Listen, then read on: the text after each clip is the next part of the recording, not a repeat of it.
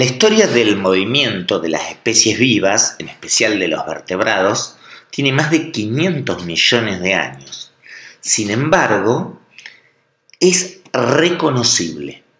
Las estructuras que soportan el movimiento de especies que existían hace 500 millones de años son estructuras que aún pueden ser reconocibles en el Homo sapiens, que podemos considerar como la cúspide o el animal vivo más evolucionado. Esto indica que la estructura del movimiento ha sido una estructura evolutivamente exitosa. Obviamente que no es similar, pero si nos manejamos a un nivel supraordinal, sí podemos reconocer esas mismas estructuras. Entonces, vamos a repasar cuáles son estas estructuras supraordinales para luego pasar a un concepto que se llama exaptación, que nos permite explicar de qué manera se van modificando las mismas estructuras y mediante qué mecanismo.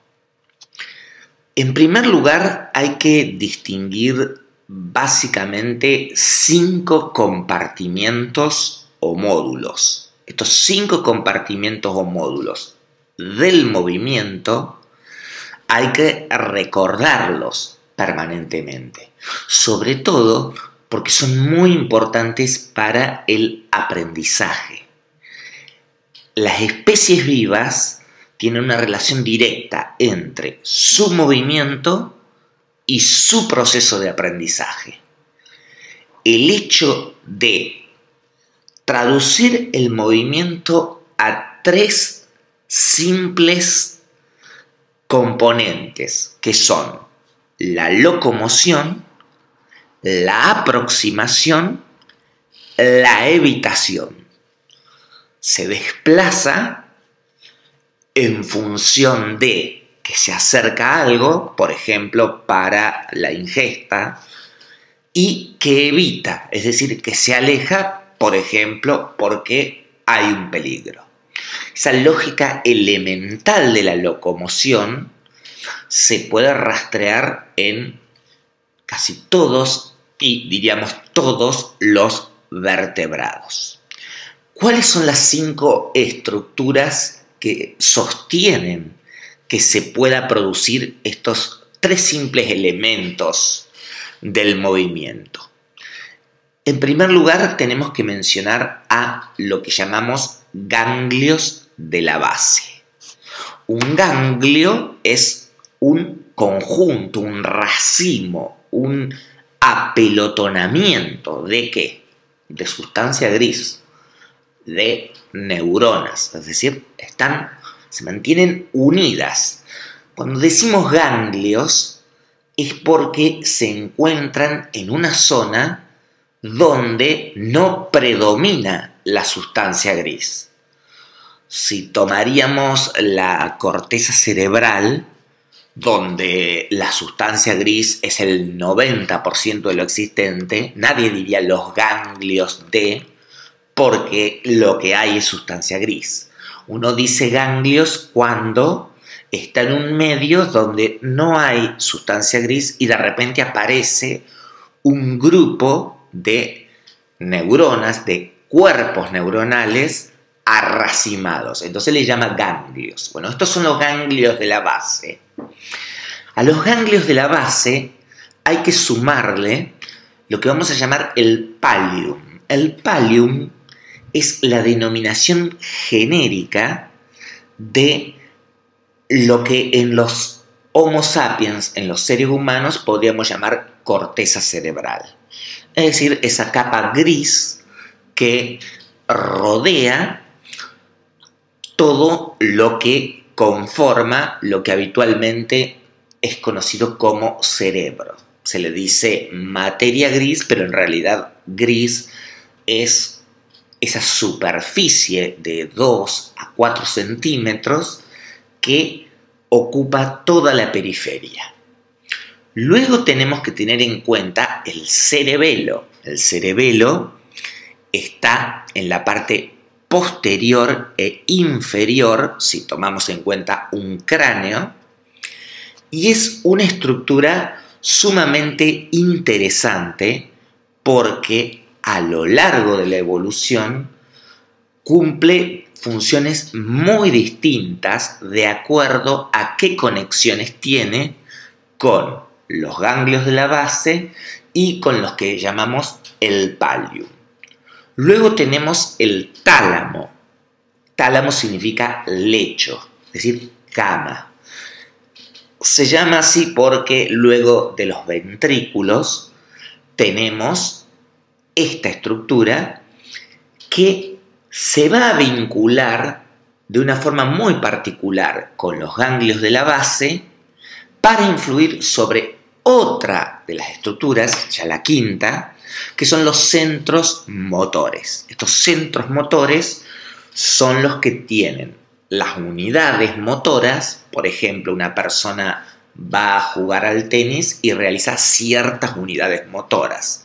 El desplazamiento, el golpe de drive con la mano, los movimientos que realiza con el antebrazo, los movimientos que realiza con la visión, la coordinación entre la visión y los movimientos del antebrazo. Todos esos centros motores están vinculados con los ganglios de la base. Entonces, si tomamos esas cinco estructuras las podemos reconocer en los vertebrados. Exaptación significa que hay una complejización de cada una de estas estructuras de manera que se van diversificando, van aumentando el nivel de subcomponentes. Es decir, si decíamos tálamo, ya en un ser humano tendríamos que hablar de el tálamo, el subtálamo, los núcleos laminares dentro del tálamo, a su vez, ¿cuáles son esos núcleos laminares dentro del tálamo? Bien, eso es una exaptación, es una subdivisión, un aumento de la cantidad de módulos de una estructura que sí es común a los vertebrados. En los ganglios de la base sucede lo mismo. Cuando entramos en el Homo sapiens, tenemos que hablar del núcleo caudado, tenemos que mencionar al putamen, al globo pálido. El globo pálido lo vamos a dividir en externo, en interno. Luego, también tenemos que mencionar el nucleus accumbens, y todas estas subdivisiones les podemos llamar módulos. Entonces, si uno rastrea esto que le hemos presentado como material bibliográfico primordial para esta unidad, que es la historia del movimiento, tenemos un resumen al principio. Y el objetivo es vincular este texto con el concepto de aprendizaje. ¿Por qué el movimiento implica aprendizaje y cuántos tipos de aprendizaje hay? Para anticipar, vamos a decir que hay 3 tipos de aprendizaje claramente diferenciados. Vamos a revisar este resumen.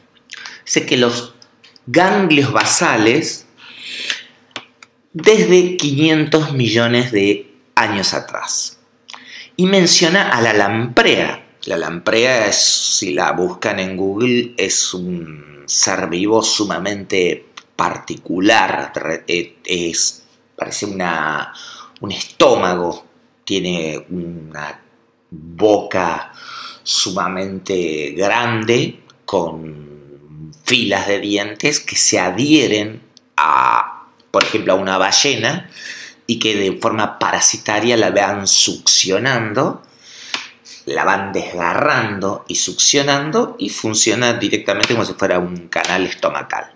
Entonces dice, la lamprea pertenece a los grupos más viejos de los vertebrados, en la filogenia de los vertebrados, que se han diversificado hasta llegar a los mamíferos desde los 560 millones de años atrás. Una comparación entre los ganglios de la base, recordemos que era una de las 5 estructuras, de la lamprea y de los mamíferos, establece que hay una similitud en los input. Input significa entrada de información, output significa salida de información, desde la corteza o pallium. Pallium es el nombre general, corteza es cuando estamos hablando de mamíferos, y el tálamo, así como también en las organizaciones intrínsecas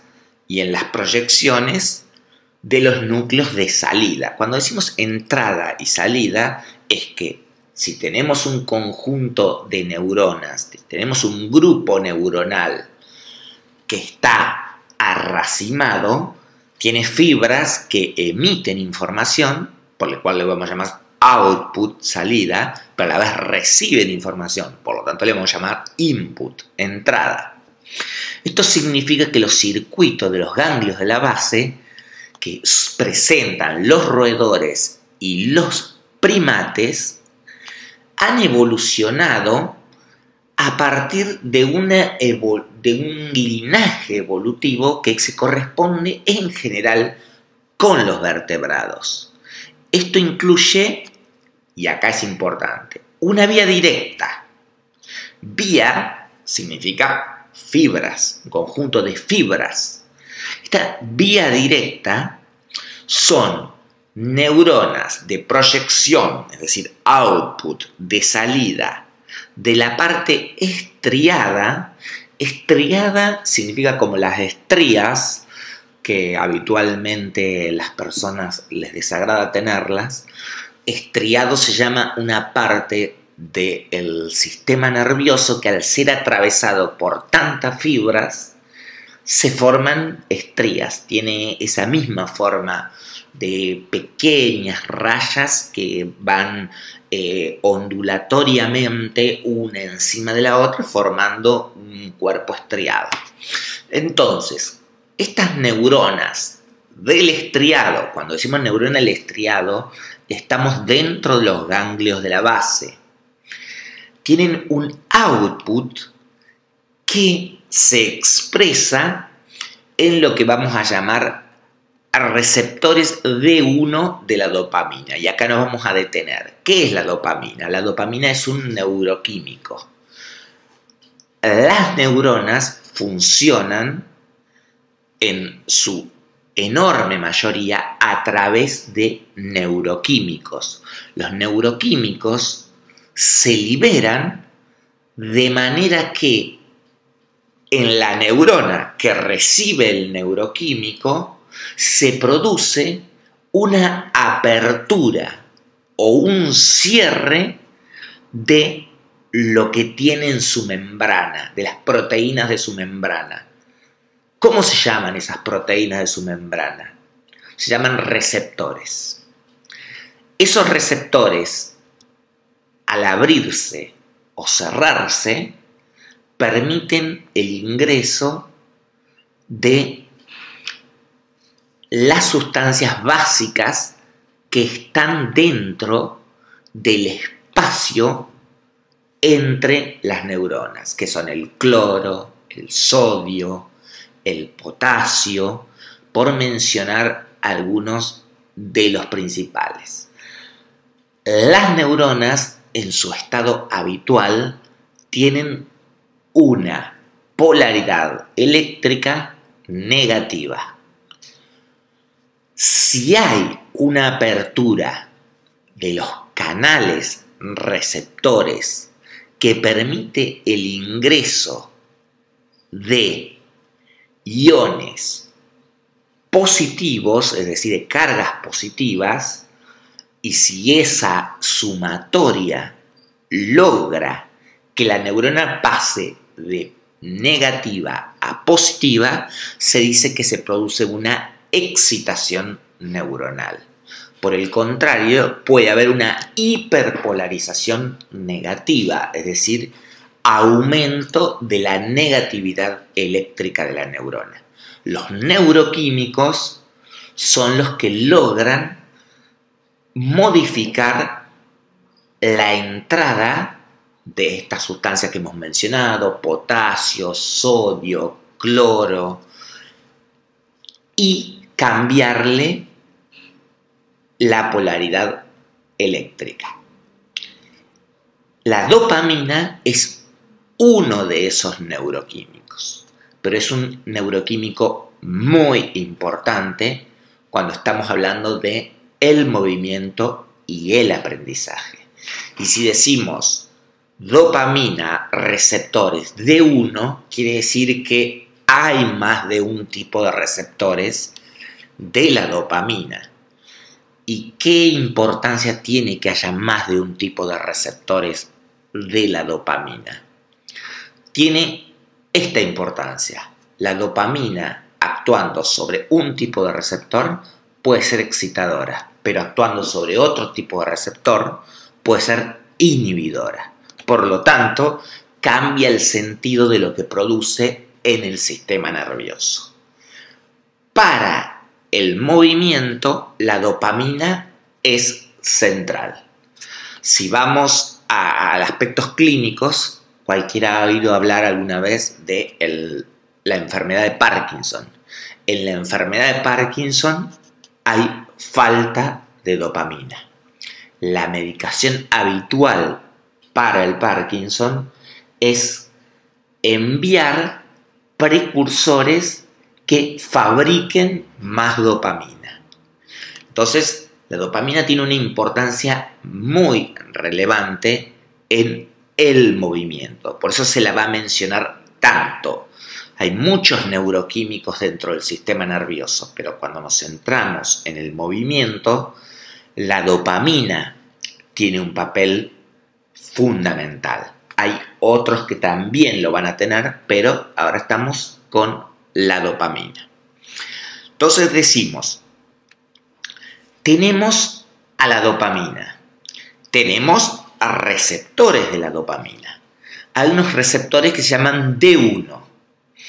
Esos receptores D1 actúan mediante un mecanismo que primero lo vamos a leer, lo vamos a decir y luego lo vamos a analizar. Dice,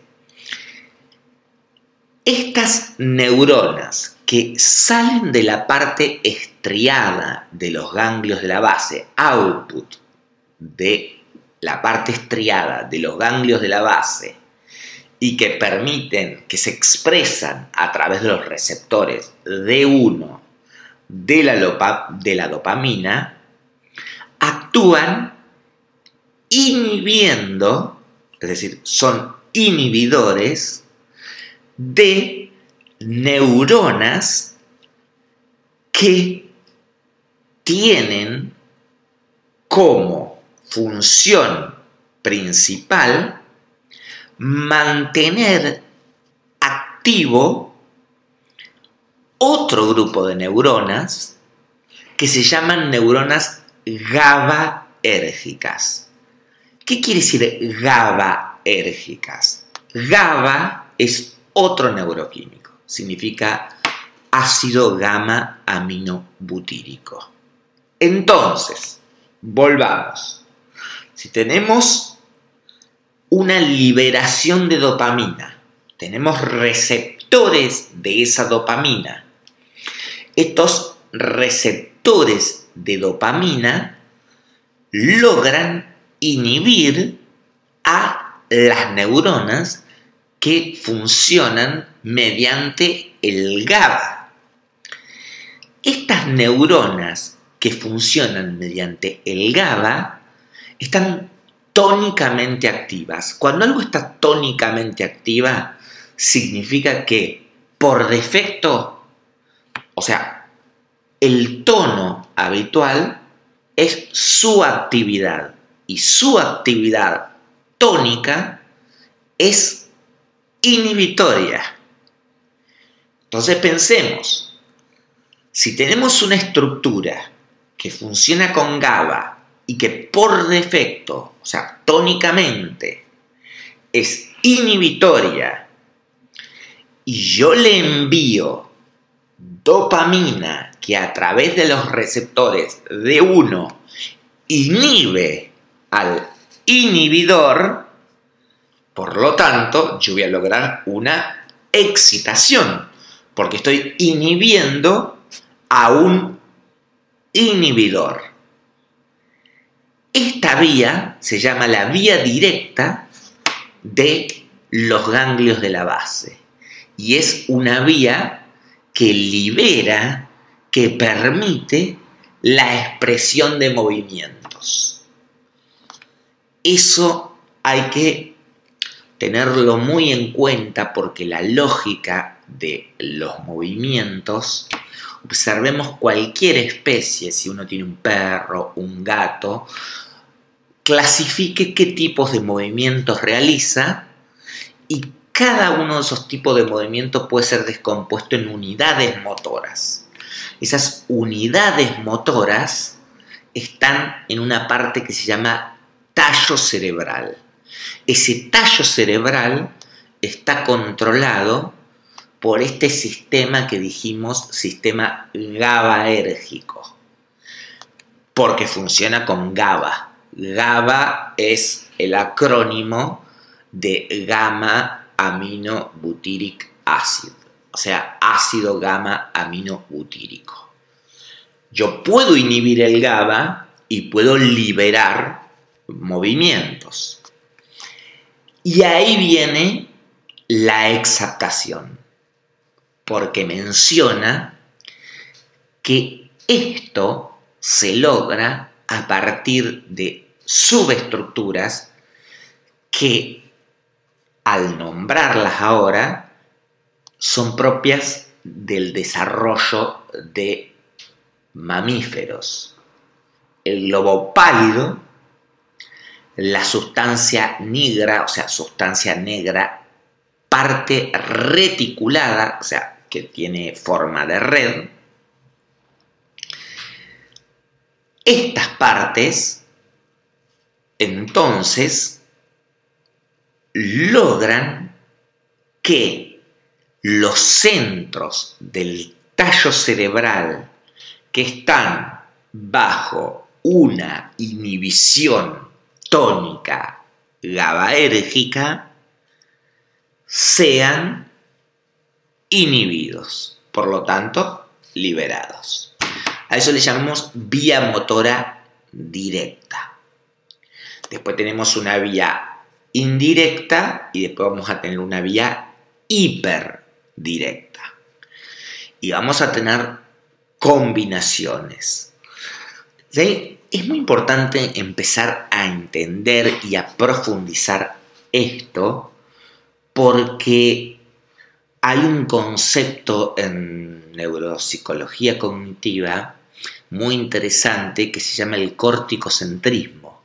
Corticocentrismo es que se ha detenido demasiado el estudio del sistema nervioso en la corteza cerebral, siendo que la corteza cerebral es, en principio, es la última parte evolutiva, y si tomamos en cuenta desde la lamprea hasta el ser humano, es la parte final, por eso se llama telencéfalo. Telos significa final, es el final del encéfalo.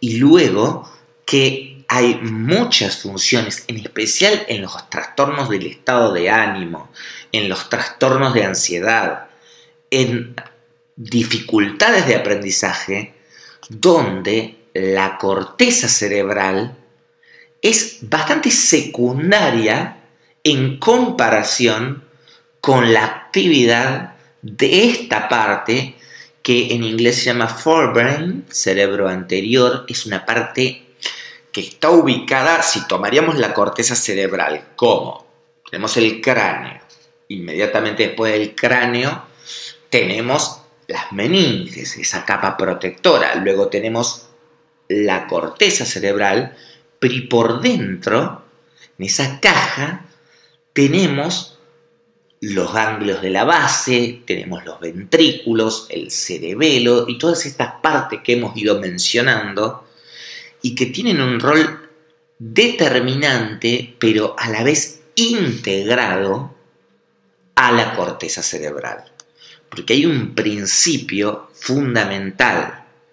A medida que la exaptación ocurre, no ocurre de una manera desarticulada, no surge la corteza cerebral de una manera desprendida de lo que ya existía, sino que por el contrario lo va integrando, y es por eso que se va formando una réplica de una estructura anterior, pero un tanto más compleja. Y esa tanto más compleja se debe a que esa réplica interactúa. Y esa interacción hace emerger una nueva subestructura o módulo. Por lo tanto, este texto lo vamos a ir abordando. Es un texto de muy elevada calidad. Comprenderlo tiene un valor muy significativo. Por lo tanto, hay que ir lentamente, hay que ir analizando, hay que ir viendo cada concepto, hay que ir formándose esquemas. No hay que ponerse ansioso porque se va a analizar detenidamente, pero una vez que este texto se comprende, cualquier otro texto posterior va a resultar bastante más sencillo. Hay que recordar que nuestro principal abordaje metodológico es la neuropsicología tractográfica. Y para hacer neuropsicología tractográfica requerimos de un equipamiento que es más fácil de utilizar en la corteza cerebral que en estas partes que forman el forebrain o cerebro medio, estas partes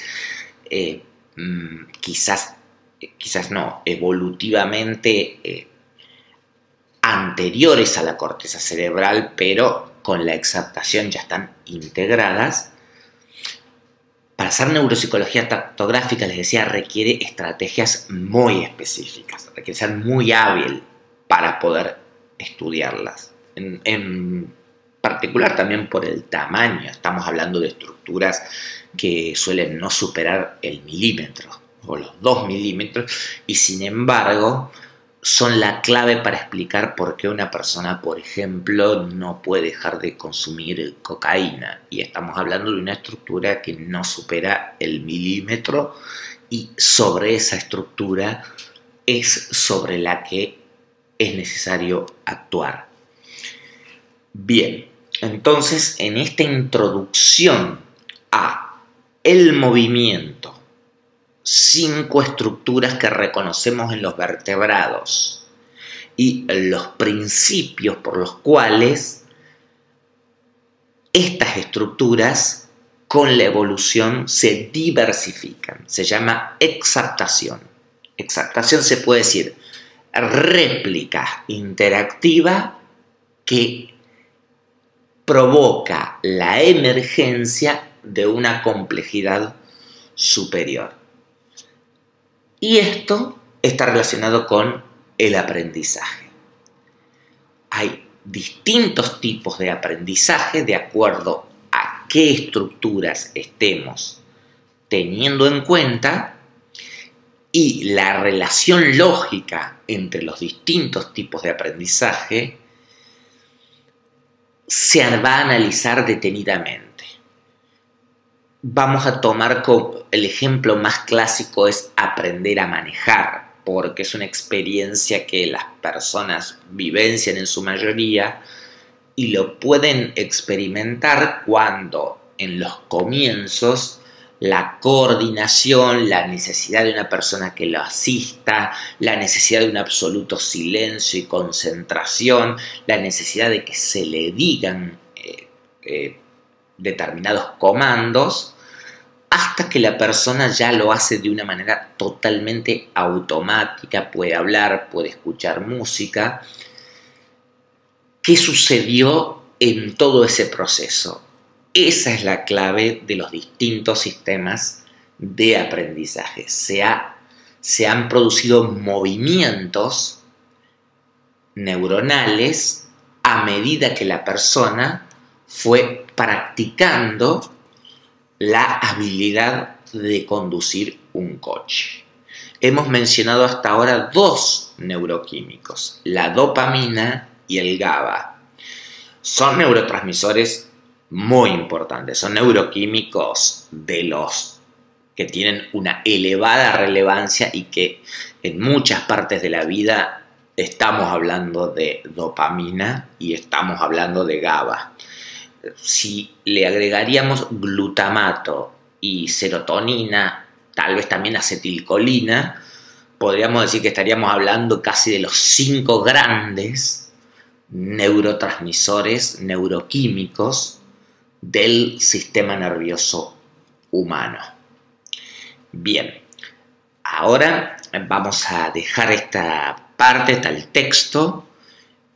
Todas las preguntas que surjan son muy bienvenidas.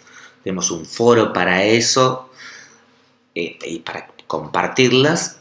Y vamos a pasar ahora a otro video donde les voy a mencionar algunos aspectos pedagógicos del curso.